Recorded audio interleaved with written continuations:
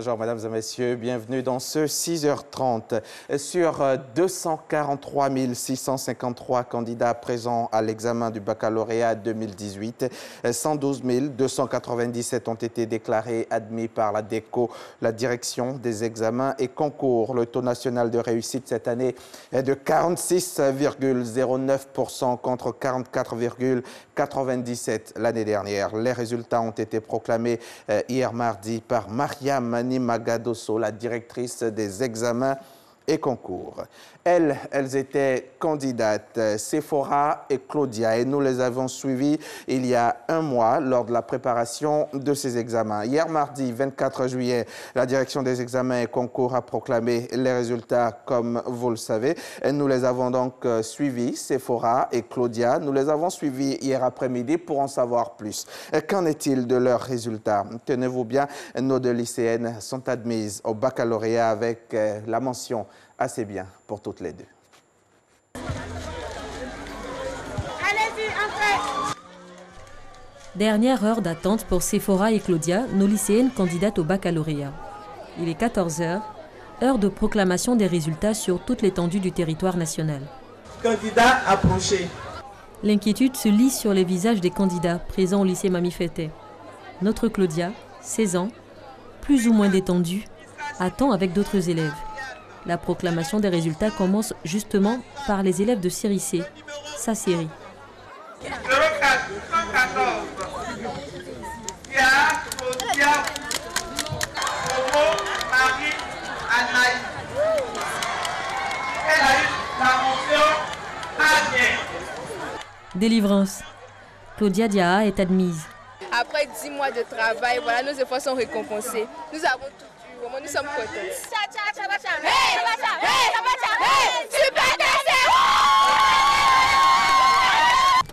Au même moment, Sephora, notre deuxième candidate, arrive au lycée classique de Cocody. La proclamation des résultats est déjà achevée. Angoissée, le ventre vide depuis la veille, elle se dirige vers ses amis qui lui annoncent la bonne nouvelle. Mais elle veut le voir de ses propres yeux. Sephora se dirige vers le tableau d'affichage. Elle est admise, avec mention assez bien aussi. C'est enfin l'explosion.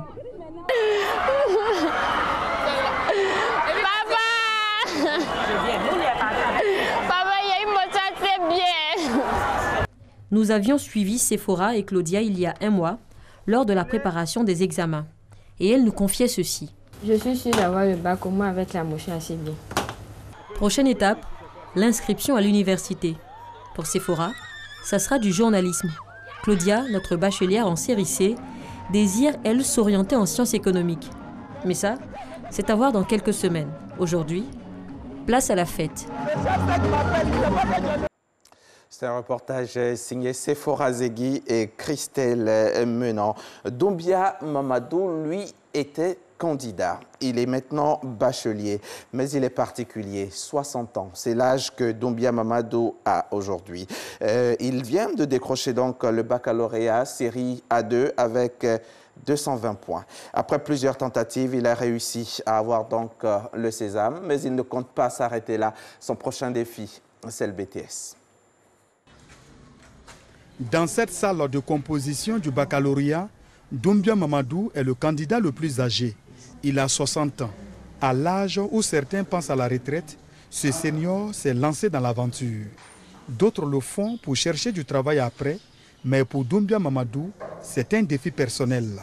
Si aujourd'hui j'ai décidé de passer le bac, ce n'est pas pour devenir ni un fonctionnaire, ni un ministre, mais tout simplement c'est pour me cultiver dans la vie. Et aujourd'hui pour moi c'est un défi d'avoir ce bac parce que c'est un honneur pour moi.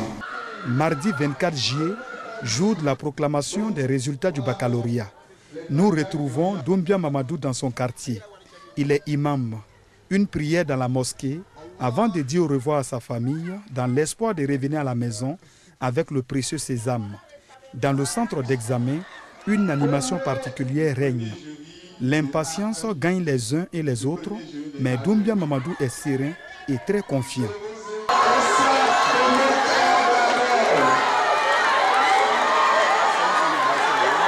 C'est fait. Après de nombreuses tentatives, Doumbia Mamadou a décroché son bac. Le courage, la persévérance et surtout la foi de l'homme de Dieu a fini par payer. J'ai accepté d'aller faire le cours du soir. La recherche du savoir n'a pas d'âge. Donc il faut avoir le courage. Et voilà pourquoi je vous ai promis lors de la composition que vraiment ça va aller. Et aujourd'hui, l'effort a été récompensé par Allah subhanahu. Merci. De retour dans son quartier, l'imam est accueilli dans l'allégresse.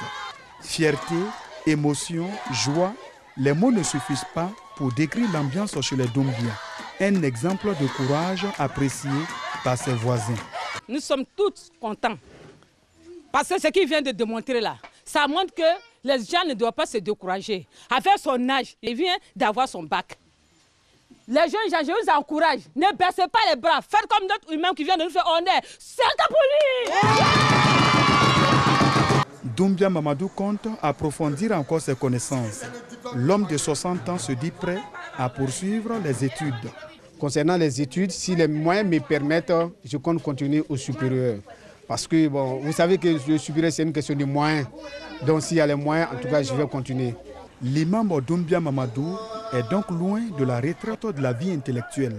Son prochain défi, c'est le BTS. Et l'on lui souhaite de le décrocher avec une mention spéciale, celle de la volonté. Un reportage signé Konaté Ngana, notre correspondant à Daloa. Autre chose à présent, le Conseil régional de l'épargne publique et des marchés financiers, le CREPMF, organise depuis hier mardi, ici même à Abidjan, une rencontre de formation à la finance islamique. Et cette formation en direction de tous les acteurs du marché financier de la sous-région va favoriser une meilleure compréhension des normes et principes de la finance islamique. Objectif, présenter les différents instruments de cette finance afin de faire profiter les investisseurs privés. Lansine Bakayoko, précision. Malgré le développement du marché des emprunts obligataires islamiques, appelé Soukouk, les pays de l'Union économique et monétaire ouest-africaine tardent à frapper aux portes de ce marché qui offre des opportunités intéressantes pour financer les grands projets. L'apport de la finance islamique n'est plus à démontrer. Point n'est besoin de citer les apports de la finance islamique à la qualité de la régulation en termes de réduction de risques systémiques, mais également de renforcement de la liquidité, de la stabilité financière, mais également de l'éthique sur les marchés. D'autres bienfaits que pourrait apporter la finance islamique aux économies de la sous-région. L'augmentation de l'épargne nationale et l'arrivée potentielle d'investisseurs directs étrangers. Mais les clients, les employés, les superviseurs et contrôleurs, les juges, tout ce beau monde doit connaître selon leur niveau d'implication les règles qui sous-tendent ces transactions. Dans ce contexte, le Conseil des ministres de notre Union a adopté les réformes du marché financier en mars 2016 en complément du plan stratégique 2014-2021 du marché financier régional en vue de consolider les performances du marché et d'améliorer sa contribution au financement durable des économies de notre Union. Toutes ces initiatives nécessitent l'insertion de nouvelles normes dans le dispositif réglementaire au sein de l'Union économique et monétaire ouest-africaine. Cette disposition devrait permettre une meilleure adéquation des spécificités de la finance islamique avec les dispositions d'ordre juridique comptable, prudentiel et fiscal en vigueur dans notre Union. Le marché de la finance islamique, qui était de 1 500 milliards de dollars en 2016, a atteint 2 000 milliards en 2017. Pour l'exercice en cours, les prévisions tablent sur environ 3 000 milliards de dollars. Direction l'Afrique centrale, au Congo-Brazzaville précisément. Actuellement confronté à la volatilité des prix du pétrole et au déclin prévisible de la production de l'or noir, première source de revenus du pays, le gouvernement veut diversifier les ressources nationales. L'accent est mis sur la relance de l'agriculture avec des programmes sur le manioc, la banane, le cacao. Et cette agriculture représentait 6% du produit intérieur brut entre 2015 et 2017, rendant le pays dépendant des importations alimentaires. 500 milliards de francs CFA en 2016. Une de nos équipes de reportage était récemment en mission au Congo avec une délégation ivoirienne dans le cadre des échanges d'expériences avec des producteurs et transformateurs du manioc. Les défis de la productivité et de la transformation du manioc au Congo-Brazzaville, c'est un dossier et il est signé Francis Boifo.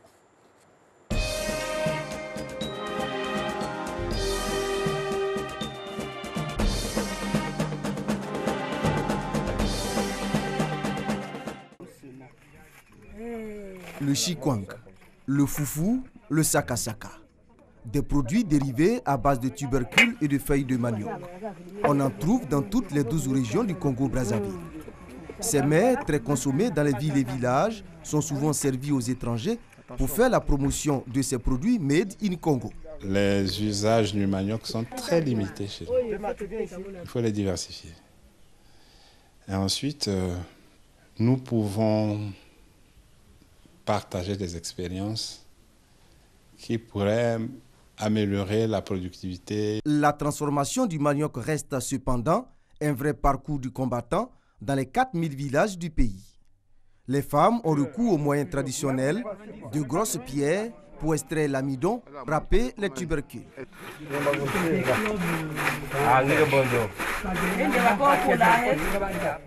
Il est aussi dans la machine. Les machines pour écraser, qu'on obtienne la pâte. Les machines, il y a des fois tu peux louer la machine peut se retrouver à 2 km, donc il faut attendre. Et donc ça c'est long quoi, jusqu'à ce qu'on transforme, jusqu'à la commercialisation à Brazzaville. Après plusieurs séances de travail en atelier et des visites de terrain dans le cadre des échanges d'expériences entre les acteurs de la transformation du manioc en Côte d'Ivoire et ceux du Congo-Brazzaville, les ingénieurs ivoiriens font des propositions. Nous avons des machines, par exemple un essoreur qui fonctionne sur le principe de la force centrifuge et qui peut donc être très utilisé par ces populations qui utilisent des cailloux pour presser leur sac de manioc. Un autre exemple, le broyeur. Vous avez leur broyeur qui va broyer directement le produit, alors que nous avons un broyeur avec une cage de pré-broyage et une cage de broyage qui donne un produit amélioré, nettement supérieur à celui que nous avons pu observer sur le terrain. Il y a encore l'état d'hygiène que nous constatons qui n'est pas aussi amélioré, mais nous, en tant que machinistes, concepteurs, fabricants d'équipements, nous pouvons vraiment apporter un plus pour pouvoir les amener à améliorer cette transformation. Même si le gouvernement congolais parvient à résoudre la question de la pénibilité dans la transformation du manioc, la nouvelle politique agricole devra intégrer la question de la commercialisation. La difficulté majeure à ce niveau est due d'abord au fait qu'il n'y a pas d'engagement de stockage qui devrait nous permettre d'avoir des statistiques fiables sur les quantités, n'est-ce pas, de produits vendus ou commercialisés. Autre défi, l'encadrement des coopératives dans le processus de production des produits alimentaires. Par exemple, l'application de l'acte uniforme relatif aux droits des sociétés coopératives. La plupart des coopératives découvrent cette loi-là, l'acte uniforme, alors que c'est depuis 2010 que l'acte uniforme a été ratifié. Donc il y a un véritable travail à faire et à ce niveau-là, l'ANADER est prête à collaborer avec les structures étatiques du Congo pour faciliter ce genre de choses-là, faire les formations, parce qu'il y a aussi des déficits en formation, ce que nous avons relevé. Entre 200 et 300 000 ménages travaillent dans le secteur agricole au Congo-Brazzaville.